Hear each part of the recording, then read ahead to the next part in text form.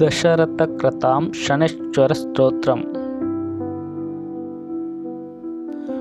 कोणान्तको रौद्रयमोत बभ्रुः कृष्णः शनिपिङ्गळमन्दशौरिः नित्यं स्मृतो यो हरते च पीडां तस्मै नमः श्रीरविनन्दनाय।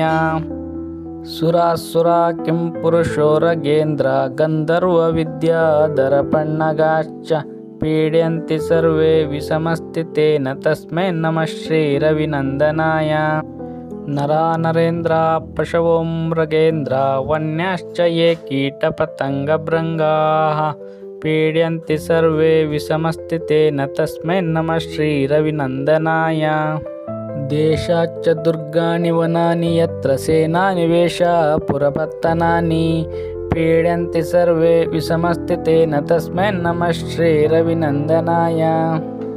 तिलैर्यवैर्माशगुडान्नदानैर्लोहेन नीलाम्बरदानतो वा प्रीणाति मन्त्रैर्निजवासरे च तस्मै नमः श्रीरविनन्दनाय। प्रयागकूले यमुनातटे च सरस्वती पुण्यजले गुहायां यो योगिनां ध्यानगतोऽपि सूक्ष्मस्तस्मै नमः श्रीरविनन्दनाय। अन्यप्रदेशात् स्वगृहं प्रविष्टस्तदीयवारे स नरः सुखी स्यात् गृहात् गतो यो न पुनः प्रयाति तस्मै नमः श्रीरविनन्दनाय। स्राष्टा स्वयंभूर्भुवनत्रयस्य त्राता हरिशो हरते पिनाकी एकस्त्रिदारुयजुस्साममूर्तिस्तस्मै नमः श्रीरविनन्दनाय।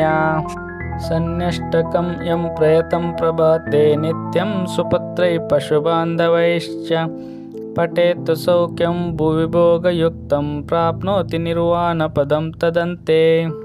कोणस्थपिङ्गळो बभ्रुः कृष्णो रौद्रोऽन्तको यमः सौरिः शनैश्चरो मन्दः पिप्पलादेन संस्तुतः।